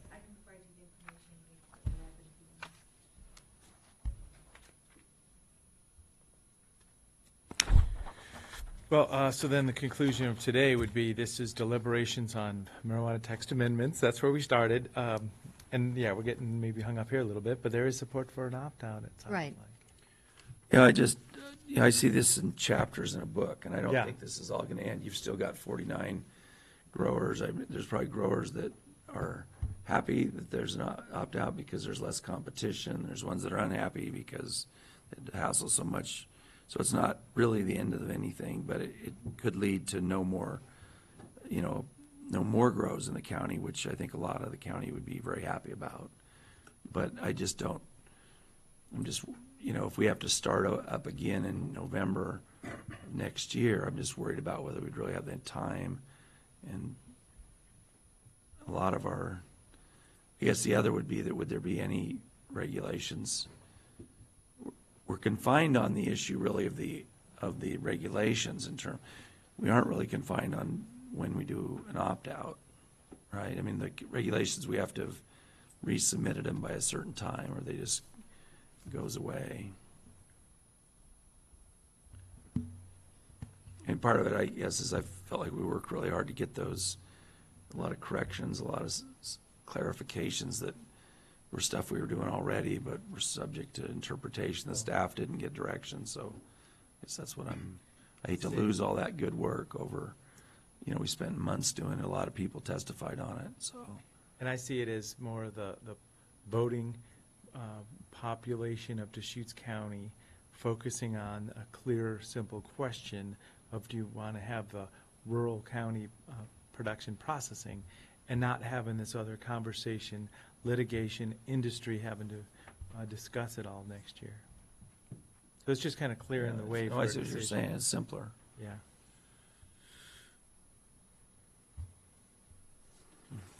If I may, and just offer quick perspectives on the two different approaches. If you opt out, then there is a certainty for,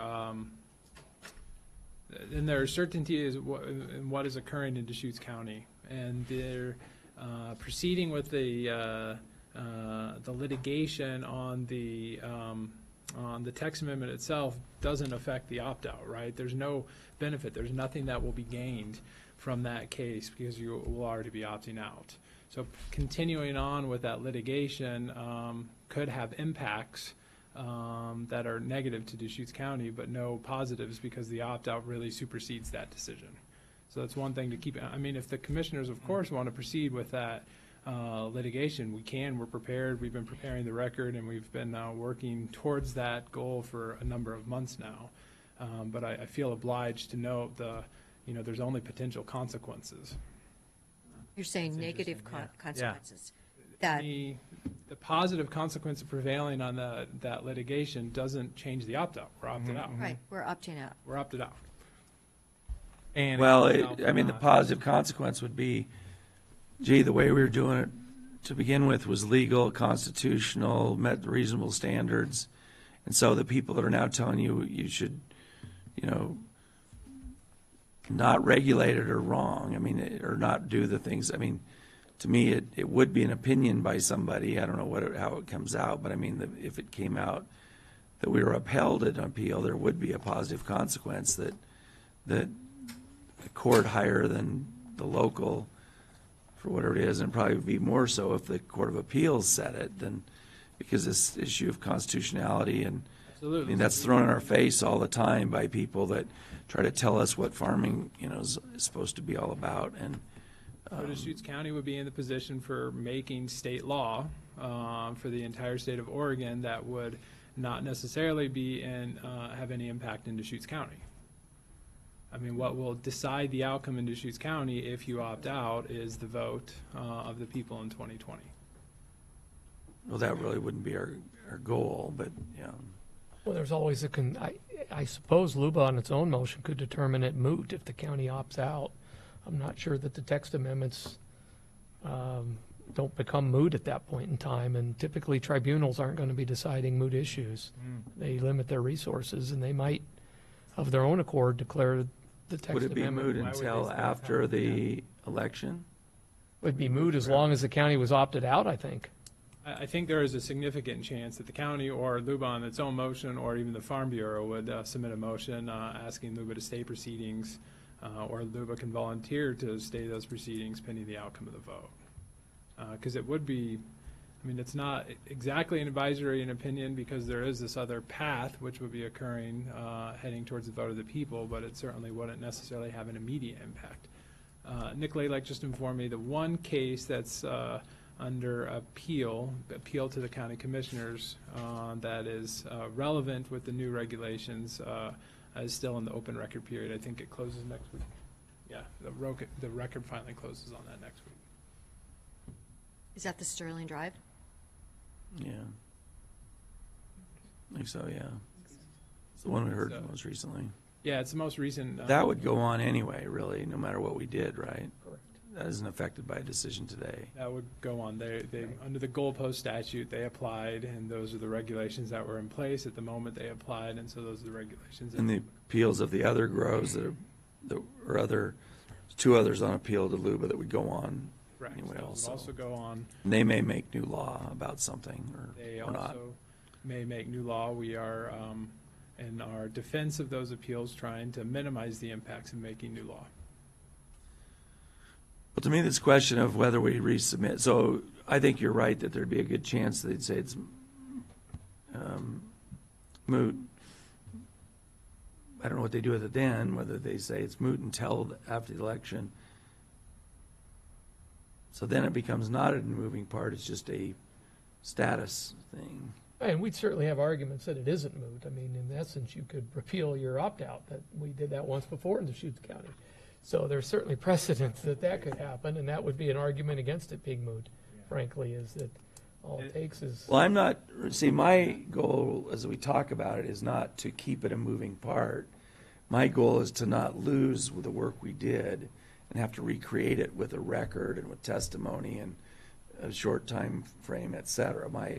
I think the record issue wouldn't be difficult because the current record could be Resubmitted and put it into a subsequent proceeding of a new text amendment. It would be the timing of the public process and deliberations. Notice, the hearing. It would be under a relatively short notice unless you did it preemptively in advance of November 2020 and had it on the shelf. I'm not sure I'd recommend that, but that would certainly be an option as well. Otherwise, you'd wait till the vote, and depending upon the outcome of the 2020 vote, you might have a 6-week window there where you'd be doing an awful lot of marijuana text amendment hearings and processes. Or you might just stay with what you have, which were the original amendments from the original regulations from 2016. The only thing I could really offer, if the commissioners are wanting to control the outcome of what happens with that case, and they want to ensure that it's stopped, then you repeal the new amendments for the time being, and that should absolutely moot the matter going forward. And as Dave said, you can absolutely. If the vote in 2020 is to allow marijuana production in Deschutes County, you can quickly adopt those new regulations back in place and then take the record as it exists right now today and put that into the record at that point in time. If you allow that case to go forward, which absolutely it's the board's commission or the board's discretion if they want to do that, there is some uncertainty of what will occur with that case. Well, I support withdrawing the text amendments, concluding that an opt-out is a path that we're going. Can I second that? Is that a motion? Well, so we got to kind of write up documents as to this, because we're in the middle of a deliberation, and we're We're not doing motions yet, but you're saying. We would be looking for direction with the idea of coming back on August 19th with the appropriate ordinances, documentation, and which would allow for that 13-day window to get a second reading of whatever it ends up being, or maybe plural, by the day after Labor Day. Okay, so it's either by emergency or a 90-day And to process. To note the calendar issues, I mean, we're running right up to the deadline at this point. And August 19th is I believe it's your next meeting, and it's also the last possible opportunity for a first reading on any ordinance to have second reading by September 3rd. If it's not unanimous. If it's not unanimous. And so we're in the unfortunate position where we need clarity today on which options the board wants to go with, so we can prepare the appropriate documents and findings to support that direction. So the question is opt-out by emergency, in place at adoption, or is it 90 days? Is there unanimous? Well, I think that's, Commissioner, that's one decision, and then the second decision point is what do you want to do with the text amendment, and then subsequently the appeal. Is that a 90-day process also to stop it? If it was not unanimous. So if there was a decision, to repeal the new amendments that were put in place a year ago, and that was unanimous, that could happen immediately. If it was a decision to repeal, but it was not unanimous, that would also have a 90-day implementation date. Are you referring to unanimous by emergency? Is the emergency clause on both of those? Yes, yeah. Unanimous allows you to do it with the emergency clause. If it wasn't unanimous, then you couldn't do it via emergency. They're asking if it's unanimous or not on both of those items. I don't know that we're asking that now. I think that'll Well, become guidance. relevant on August 19th. The direction is more where to go with those new amendments. Yeah. I think, the more important piece is the text amendments and how you want to proceed with those. Because if you want to continue with that appeal, then that's something we absolutely need to know now. We need to produce findings to support that decision. Yeah, my problem with not going forward with those text amendments is just I haven't really thought through there's a lot of things in the new amendments that were helpful to us, I thought, made things clearer, whatever. So it's great to say, well, if we have to, we'll get it done in November, December, but it doesn't, but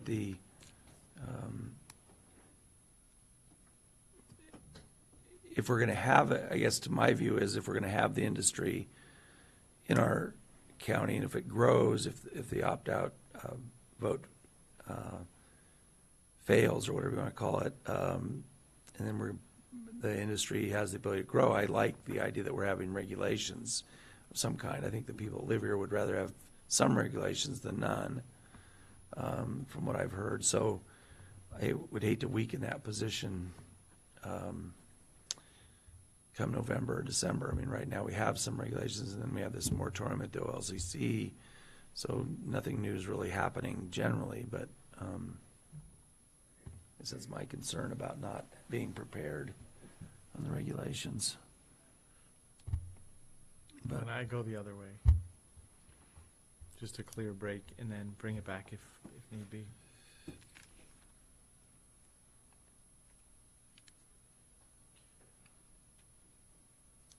And then I guess the final piece that staff's going to need some direction on, it sounds like there may be at least two of you looking towards the opt-out, maybe all three, but is the categories. Again, is it staff's assumed if that was pursued, it would likely be production and processing.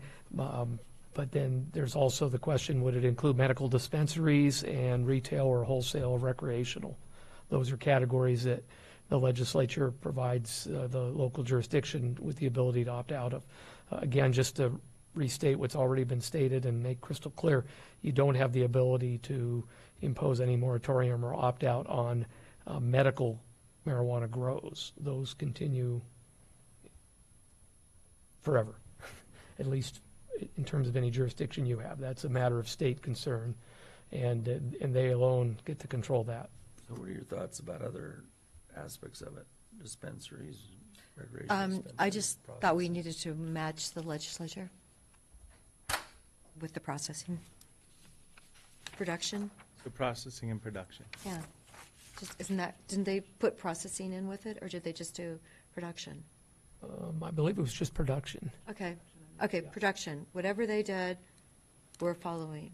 That's in my, I don't understand, but so I would not have processing in rural. I don't know why you'd have processing facilities out in the middle of nowhere if you're not producing it. Yeah. well, So I would put those together, both Processing is together. taking the product and making a second. Yeah. There's also a requirement that yes, a certain percentage of what's processed be grown on site. So if you 25%. opt out of the grows, it's going to, I think by default, By default, doesn't it take the go in? processing with Yes. it. Do we have any wholesale on rural shoots lands? I believe there's one or two existing. They're part of a production, processing, wholesaling. They're not just wholesaling, are they? I would have to double check on that. I could get that. Might have that. Would these be separate items on a ballot, do you think? Ultimately, they would be separate in the 2020 ballot. Yeah, they'll have separate ballot titles for whatever category is being put before the Each vote. one would be different, so processing, so people would have to vote 2 or 3 times. Yes. Yeah, we vetted that issue a couple of years ago and concluded with the Secretary of State, the clerk, that they would be separately identified on the ballot. Okay. Well, I've got our master sheet here. I was gonna look to see if we have any wholesale. It's your master sheet. I believe that the wholesales are Are there? their own, according to Nick. Yeah, there's one. Here's one. One? One or two. Yep, there's one wholesale. 2 wholesale, looks like.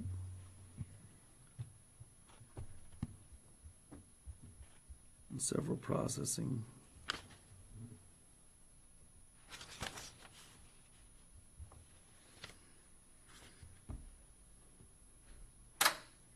Okay.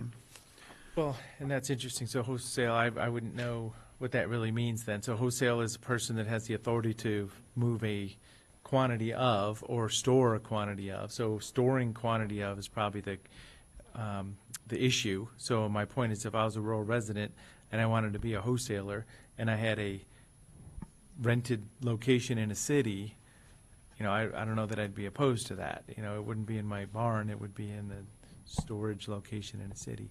But if it's in the city, it's not what we're dealing with. That's, yeah, what I'm referring. I think Nick could probably speak to it, but my Yeah. recollection was the wholesaling is more almost like a brokerage, Yeah. not so much with warehouses full of marijuana. Correct, Commissioners. Nick Lelak, Deschutes County Community Development Director. That's correct. The way that we defined wholesaling in Deschutes County Code is it does not include storage. It is only an office, a brokerage use. That's correct. Just to go back to the processing, the legislature did pass a bill, and I don't have the number in front of me this last session, that does effectively exempt small-scale farm processors in that, and they specifically included marijuana from pretty much all county siting standards. And we've asked questions of the legislature and Oregonians in Action and other Oregon Farm Bureau, other organizations that supported that, how open that is, and it appears that the counties really have almost no authority to regulate any small-scale processors, defined as those 2,500 square feet and under. So if that influences your decision on processing, there could be a lingering question if the county doesn't opt out of processing, what is allowed and what isn't. I don't know. There's questions with that. Well, my experience is rural residential neighbors are very upset when there's an application, and it took me a while to understand, you know, why does it bother someone that there's going to be a property at 1 or 2 over that there's activity on? And some of it is just that bucolic view of green fields with water being put on them, and the difference is a greenhouse or a building. So I'm just concluding that a building is, you know, processing. So yeah.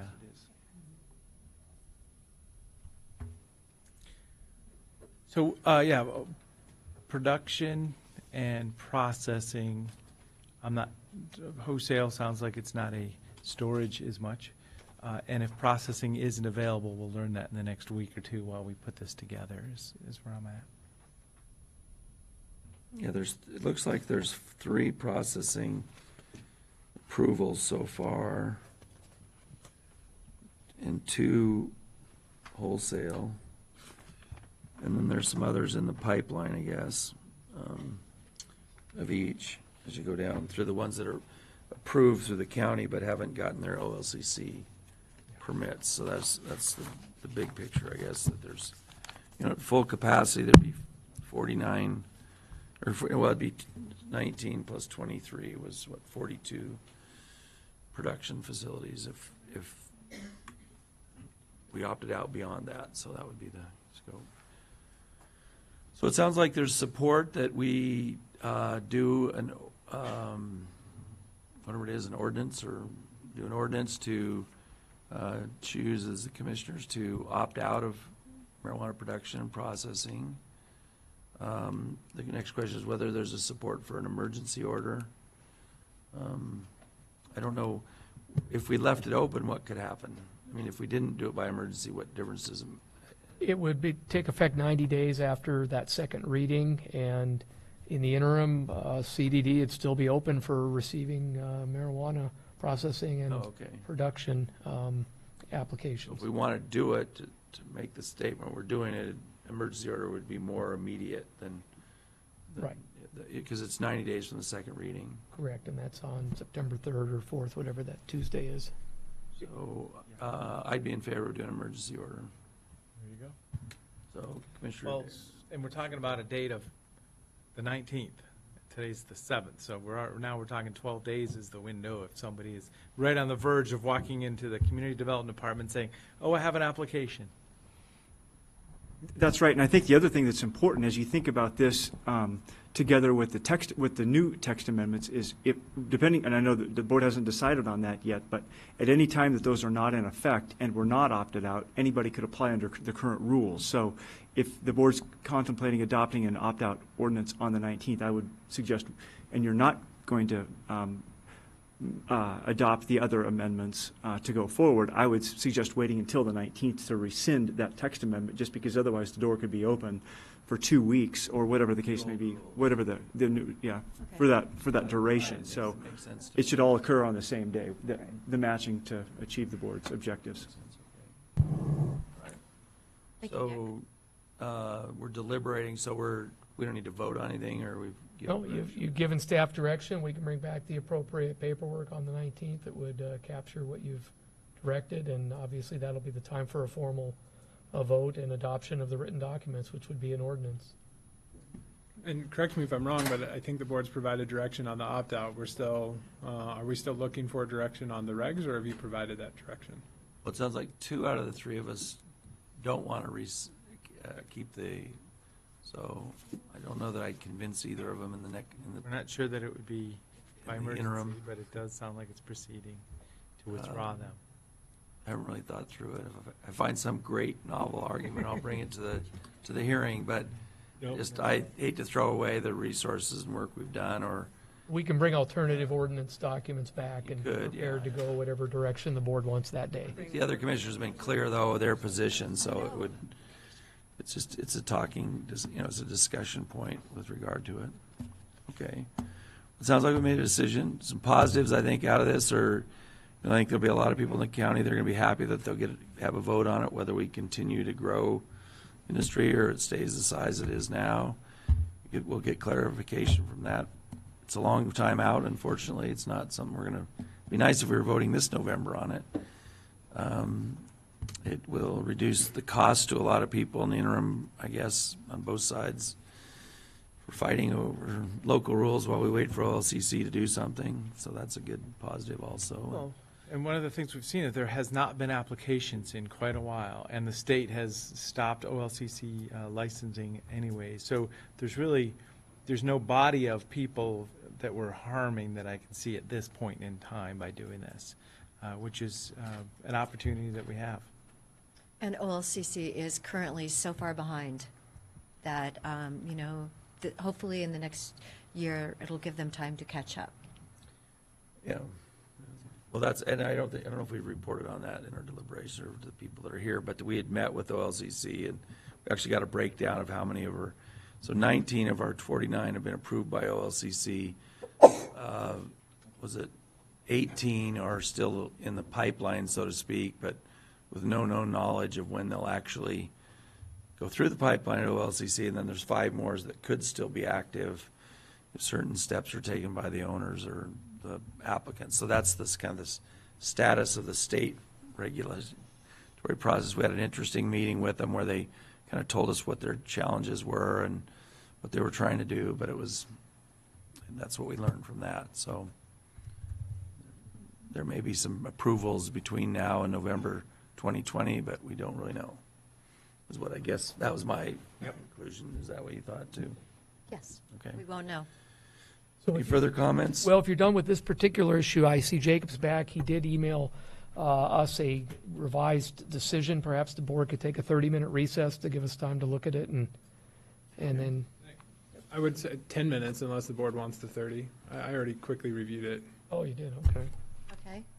10 minutes. 10 minutes to do what?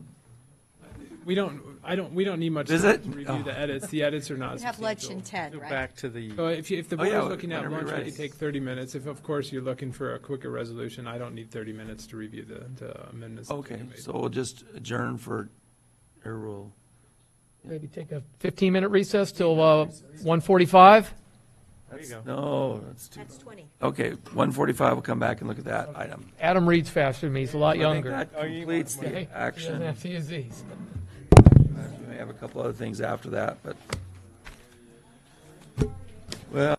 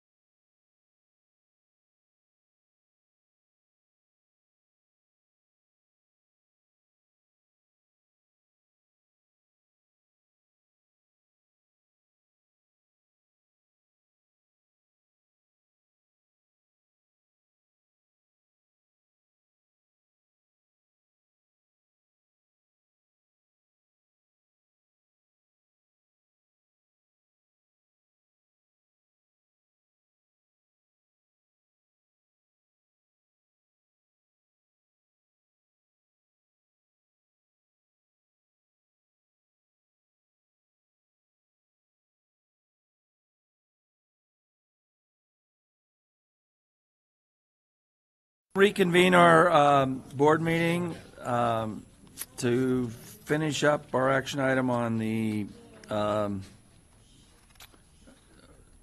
application for, was it 247-19-000178-A. Do you want to walk us through it? Sure, thank you. Jacob Ripper for the record. This is a updated version of the decision reflective of the previous discussions.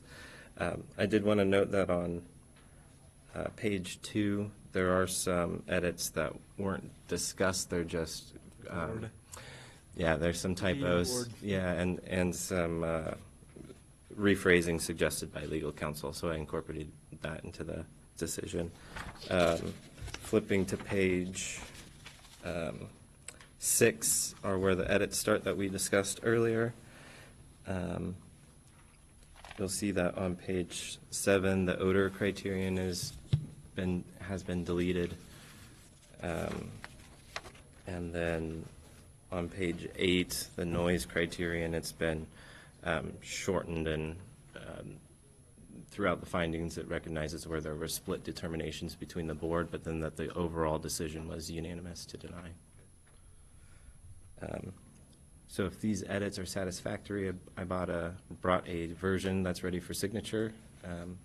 Otherwise, if there are further edits, I can complete that as well. I like it. It's going to be a shorter decision. It will be, yeah. Looks fine to me. Mr. Dare? Yes. All right, thank you. So, Is this a document number? so then we'd need, then we would propose first reading then, or do we need, are we doing that, or what? It's just decision. Or I mean, it's just decision, so we just approve the decision and sign it? Okay. Correct. So we'd want a motion approving, I guess it's still the same, File number 247 at the top? 209-605? Document number. yeah, 2019605. Yep. So we have a motion proposing approval of that. I move we approve the signature for document number 2019-605, the denial of a marijuana production proposal at 24540 Walker Road. I'll second it. Okay. Any further discussion? No. Okay, Commissioner Dare, Yes. Commissioner DeBonne, Yes. and Chair votes yes. Thank you. Yep. Crowd goes wild. So, all right, then, let's see, is that, I think that's our last item on the agenda. Do we have anything else we were gonna, I got another item, do you have other items? just one odd thing. No. Thank you for joining us today if you're leaving. And we've got a few other items I guess we're gonna discuss.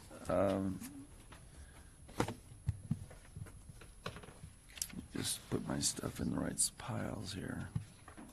That's the final. And if you want to give us that to sign, or is it, or does she have it? Or you want us to sign it now, or did you? Is there? I mean, it's up to you. Okay. All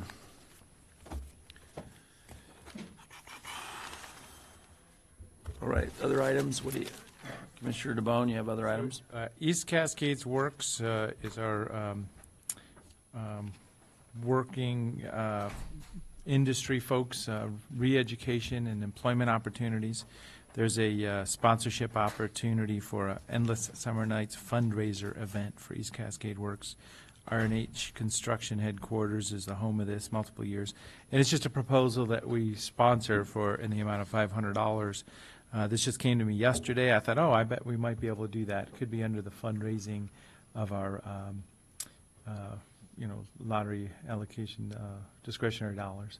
So this would be that common fund for the three of us. Yeah, for East Cascade Works. The $500 sponsorships are either food and beverage or the cornhole tournament. What? Just an idea. What are they raising money So East for? Cascades Works, so it talks about celebrate accomplishments, collectively continue to find innovative ways to meet our industry's workforce needs. So this is just East Cascades Works fundraising. I don't have more specifics, as I say. Is I it could the ask, same but- board that I was on that you're on now? Is Mhm. that workforce? Yeah. And I was going to go to that last meeting, but that was our Yeah. marijuana production. I wonder what they're raising money for, though. What?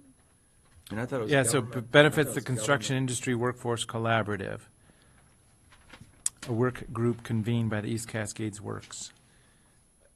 I thought when I was on the committee, I thought it was mainly government funds that they were allocating to different projects and education, so I wonder what they. So this collaborative is 20 employers in the building trades.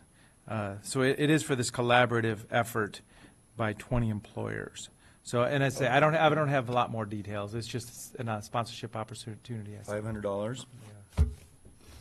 Well, I wonder if they're asking anybody else. Oh, and this wasn't an ask, this was a notification of the meeting I missed, and it said, please, as a board member, please come to this event, and then they had a link, and then it says sponsorship opportunity, Oh. so I just found What it. if we do 250? Oh, I'm sure anything would be fine. What do you think? Well, if they're asking for a $500 sponsorship, is that what everyone Oh. is giving? It's a sponsorship. Yeah, for a yeah, $500. yeah, it's either So I food and don't drink think it or, would look good for the county to give. they have a $1,000 sponsorship also, but I figured a 500 is more appropriate. Okay. Kids area, food and beverage. Eric, do you or- know the balance in that fund? I don't. It's Yeah, I beginning- didn't. it's the I know it's like, beginning of the fiscal year, so they're, so we do have funds. yes. Okay, so do we need a motion then? Yes, please. So I'll move, we'll do a $500 sponsorship for the East Cascade Works Endless Summer Nights Endless fundraiser. Summer Nights. I'd be interested in going when is it? Oh, yeah, well, the sponsorship comes with 4 free tickets, so you're all set. No, that isn't allowed, Um, guys. Well, no, this would My be bad. 4 tickets, yeah, exactly. Yeah, they're not free. Saturday, 9/7. I can't stay at the prom 7th of time or under their special September. rate. What's in September? September what? Well, maybe Month we from could now. go. Yeah, maybe we September could go. 7th? September 7th, yeah. That's the day I'm flying to DC. There you go. It was just something I found, and I figured, as a board member, I should. Well, I just Okay, like I the made idea the of it's in motion. the building And I'll trade. second it. Okay. Okay, further discussion? Commissioner I think Dare, someone should go, yes. Commissioner DeBonne? Yes. And Chair votes yes. There you go. All right, I'll take care of it. Thank you. Okay. Other items, Tom? Yeah, Commissioner, I put in your boxes earlier today a draft meeting agenda. We have a joint meeting coming up with the City of Bend on Tuesday, August 20th. It's from 1 to 3 in this room here.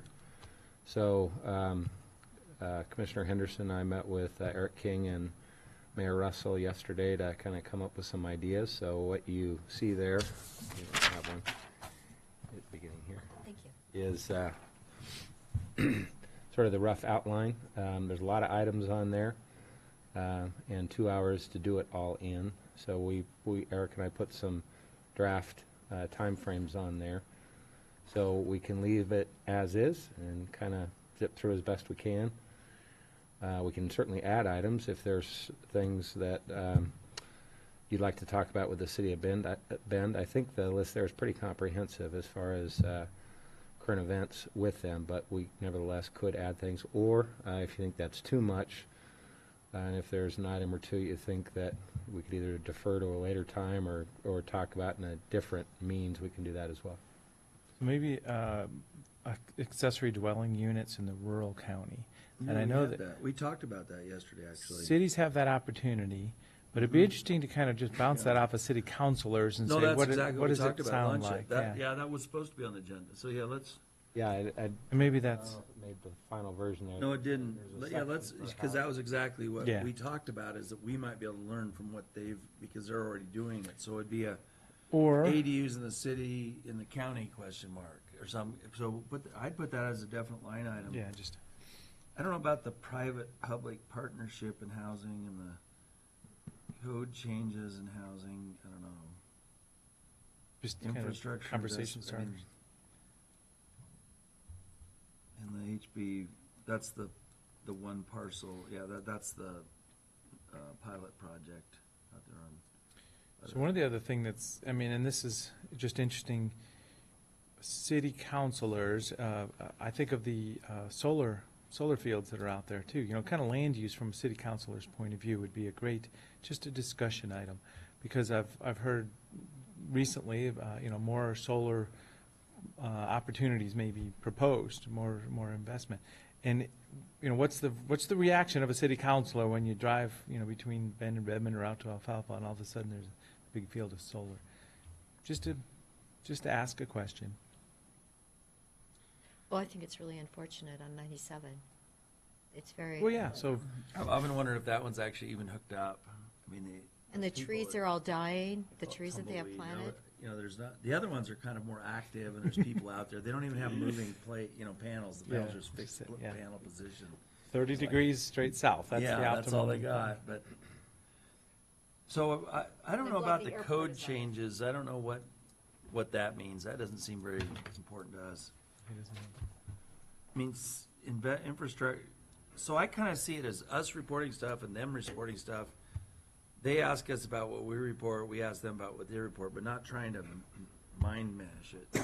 So I think the code changes comes out of the things that they've done in terms of inclusionary zoning, like allowing duplexes, triplexes in residential zones. That's what they had. Well, why don't we call that city housing strategies then? Because we're not involved in code changes, really. I don't think we're going to, but I would take out one of these. I don't know what they're thinking about public-private. I mean, it just seems like we got too many. We should winnow out a couple of these, and those. We talked about the ADU, you know, and I would put that as a line item. ADUs in the city, in the county, question mark. I mean, that's the point that we're interested in, is what's it like for them, and then we can talk about what it would be like for us. And it would be good for, ADUs in a city means putting a little cottage in your small backyard. ADUs in the county may mean, you know, 2-acre minimums, and it'll look like 2 houses on 2 acres. Very different. But one's a Good. very teeny house. Well, whatever it ends up being, if it's possible. So I would like to then, when we do it, I mean, we could each pick some topic of ours to talk about. I like when our departments present, but I don't want just our departments to present, so. Except maybe fire resiliency mapping, maybe Nick could do that, but, like, I think one of us should talk about the stabilization center, or one of us, I mean, because as we're trying to bond with the counselors as well, that was one of the things that Mayor Russell said as well. She'd like as much interaction between city councilors and county commissioners. So, I mean, we know enough to talk about the stabilization center. I mean, rather than Yeah, having so we Lee can- do it and We solid can kick waste off the management. topics and Yeah, maybe we do it with staff. Each one of us do one with staff, so we get a chance to, because they want to know who we are, and we want to know who they are. We're going to try to get Gary Farnsworth to come in and talk about the infra grant and the whole what's next up at the north end. Is that, will you see if he can do that? I mean, remember that was what we talked about, is we don't want the city or the county talking about that infra grant. We want Gary coming in and say what he's going to do next, because it's in his wheel, or it's in his deal now. Yes, I can do that. What's the governance structure? I mean, what are we talking about there? You know, I think that's where they were going to talk about their subcommittee. Oh, their new subcommittees. So that's really a city thing. Yeah. And what about liaisons really was us, too.